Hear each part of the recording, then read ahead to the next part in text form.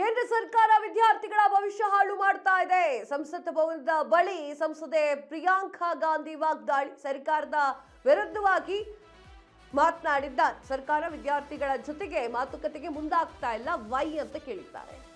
ಕೇಂದ್ರ ಸರ್ಕಾರ ವಿದ್ಯಾರ್ಥಿಗಳ ಭವಿಷ್ಯವನ್ನು ಹಾಳು ಮಾಡ್ತಾ ಇದೆ, ಭವಿಷ್ಯ ಹಾಳು ಮಾಡಲಿಕ್ಕೆ ಹೊರಟಿದೆ. ಸಂಸತ್ ಭವನದ ಬಳಿ ಸಂಸದೆ ಪ್ರಿಯಾಂಕಾ ಗಾಂಧಿ ಅವರು ವಾಗ್ದಾಳಿಯನ್ನ ನಡೆಸಿದ್ರು. ಸರ್ಕಾರದ ವಿದ್ಯಾರ್ಥಿಗಳ ಜೊತೆಗೆ ಮಾತುಕತೆ ಮುಂದಾಗ್ತಾ ಇಲ್ಲ. ಈ ಸರ್ಕಾರ ರೈತರ ಹಾಗೂ ಯುವಕರ ವಿರೋಧಿ ಸರ್ಕಾರ. ಕೇಂದ್ರ ಶಿಕ್ಷಣ ಸಚಿವ ಧರ್ಮೇಂದ್ರ ಅವರ ರಾಜೀನಾಮೆಯನ್ನು ನೀಡಬೇಕು. ನೀಟ್ ಪ್ರಶ್ನೆ ಪತ್ರಿಕೆ ಸೋರಿಕೆ ಇದೊಂದು ಗಂಭೀರ ಸಮಸ್ಯೆ. ಸಂಸತ್ ಭವನದ ಬಳಿ ಸಂಸದೆ ಪ್ರಿಯಾಂಕಾ ಗಾಂಧಿ ಅವರು ಹೇಳಿಕೆಯನ್ನ ನೀಡುತ್ತಾರೆ. ये संसद उन्हीं का है, किसी की जागीर नहीं है। कुछ मतलब जेन्युइन समस्या है। हम सब, राहुल जी कितने समय से इस समस्या को रेज कर रहे हैं, इसके बारे में बात कर रहे हैं।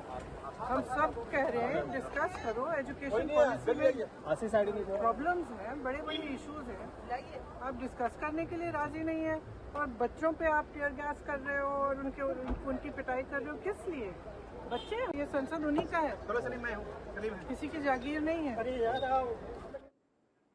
ಪ್ರಿಯಾಂಕಾ ಗಾಂಧಿ ಅವರು ವಾಗ್ದಾಳಿಯನ್ನ ನಡೆಸ್ತಾರೆ. ಕೇಂದ್ರ ಶಿಕ್ಷಣ ಸಚಿವ ಧರ್ಮೇಂದ್ರ ಅವರು ರಾಜೀನಾಮೆಯನ್ನ ನೀಡಬೇಕು ಅಂತ ಹೇಳಿ ಅವ್ರು ಯಾಕೆ ಹಠ ಮಾಡ್ತಾ ಇಲ್ಲ, ಸರಿಯಾದ ರೀತಿಯಲ್ಲಿ ವಿದ್ಯಾರ್ಥಿಗಳನ್ನ ನೋಡ್ಕೊಳ್ತಾ ಇಲ್ಲ, ಬಂದ್ ಯಾರು ಮಾತಾಡ್ತಾ ಇಲ್ಲ ಅಂತ ಹೇಳಿ ಮಾತುಗಳನ್ನ ಆಡ್ತಾರೆ. ಆದ್ರೆ ಅವ್ರದೇ ಸರ್ಕಾರ 1974 ಬಿಹಾರ್ ವಿದ್ಯಾರ್ಥಿಗಳ ಚಳುವಳಿಯಲ್ಲಿ ಮತ್ತು 1979 ಮತ್ತು 1985 ಅಸ್ಸಾಂ ವಿದ್ಯಾರ್ಥಿಗಳ ಚಳುವಳಿಯಲ್ಲಿ, 2012 ದೆಹಲಿ ನಿರ್ಭಯ ಪ್ರಕರಣದ ಚಳುವಳಿಯಲ್ಲಿ ಯಾವ ರೀತಿಯಾಗಿ ರೆಸ್ಪಾನ್ಸ್ ಮಾಡಿತ್ತು ಅನ್ನೋದನ್ನ ಮನಗಟ್ಟುಕೊಂಡೇ ಈ ಪ್ರಶ್ನೆ ಕೇಳ್ತಿದ್ದಾರೆ ಅನ್ನೋದು ನನಗೆ ಹುಟ್ತಾ ಇರೋ ನನ್ನ ಪ್ರಶ್ನೆ.